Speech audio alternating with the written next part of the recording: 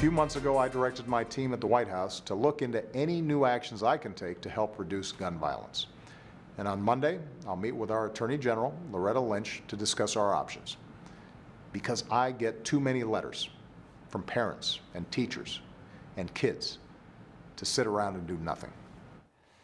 President Obama set to announce executive action tomorrow to deal with gun control. Now, he's expected to strengthen the background check system, also make it tougher for certain convicted criminals to buy guns. Like he mentioned in his address, he met with Attorney General Loretta Lynch to discuss his options. Now, of course, the Republican presidential candidates, NRA, they're against any options whatsoever. Okay, Arlen, we've talked seemingly ad nauseum in a circular conversation about idiot with gun, kills innocent people, outrage of the public, rinse and repeat. The same thing happens. In fact, we were talking right before New Year's, Texas has made it easier now to have guns. Almost easier if you have a gun than if not, as we'll talk about, to get access to certain buildings. So in a lot of parts of the country, it's gone the other way than maybe New York or Connecticut. That said, legislatively, if we couldn't get it passed after Newtown, what can't get passed in this Congress? Is the president playing into Republican hands here with these executive orders, or is he, I got a year left, what else do I have to lose? This is exactly what a presidential hopeful like Donald Trump, Ted Cruz, is expecting from this president. This is the perfect fodder that they need. They were going to say it anyway, that the Democrats and Hillary Clinton eventually will be out to get your guns. Now they actually have something to back that up to a very limited degree. And so I think it's a liability for Democrats, to be honest with you, even though it's the right thing to do. But, Andrew, isn't there a distinction with the difference between some gun, for example, assault weapon bans? You look at the polling, it's changed over the years. Majority of the public, not by a big margin, but certainly the plurality, certainly the most motivated of the folks are against it. But somebody on a terror watch list, a convicted criminal, who in their right mind is preserving their rights to buy guns? Isn't the president, forget about on the right side of the angels, isn't he on the right side of the polls here? Well, I think he is on those issues, definitely. but he can't.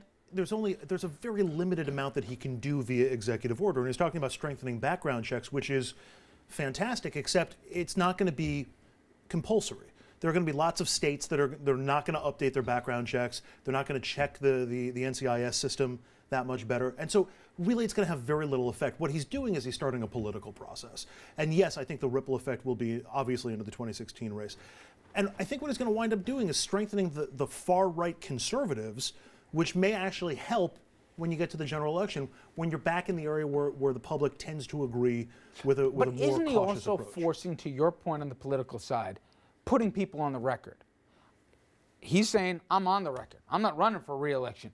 I don't think some guy who's on a terror watch list that we're not going to let him on a plane, I don't want to let him buy a gun. I don't want somebody who's got a rap sheet longer than my arm with a bunch of felonies here to buy a gun. So you, governor of fixing the red state or purple state, you don't want to adopt it? Explain yourself on the campaign trail. But first of all, everybody at this table knows where all the presidential candidates are going to wind up going, and it pretty much goes by party.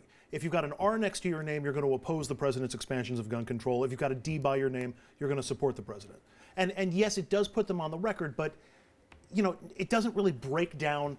I mean, Republican presidential candidates are going to be falling over themselves to oppose it more vehemently. Okay, but then there's dollars and cents, Dominic, and you saw the piece today in the Times that goes into this, and they said exactly what they're going to do, but they said it's the money behind it now. We've always talked about the NRA and the chilling effect that they'd have. They'd primary anybody if they dared as a Republican to vote in support of any kind of restrictions, even after Sandy Hook.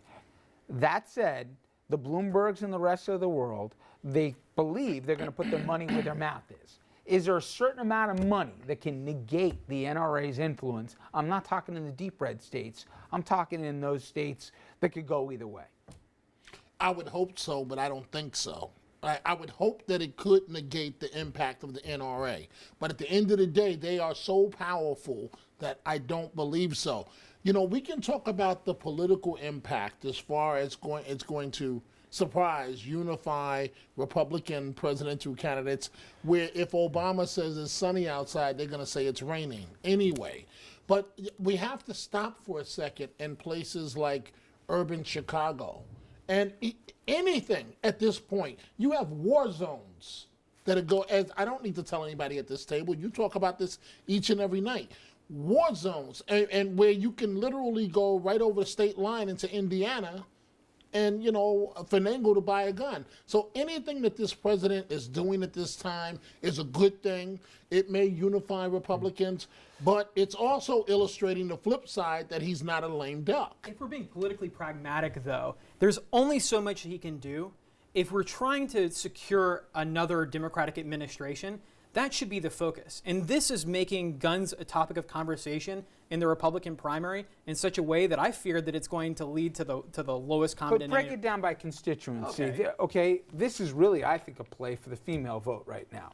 And especially the white female vote, if you look at some of the metrics, seems to be breaking a little bit more right, certainly on the independent side.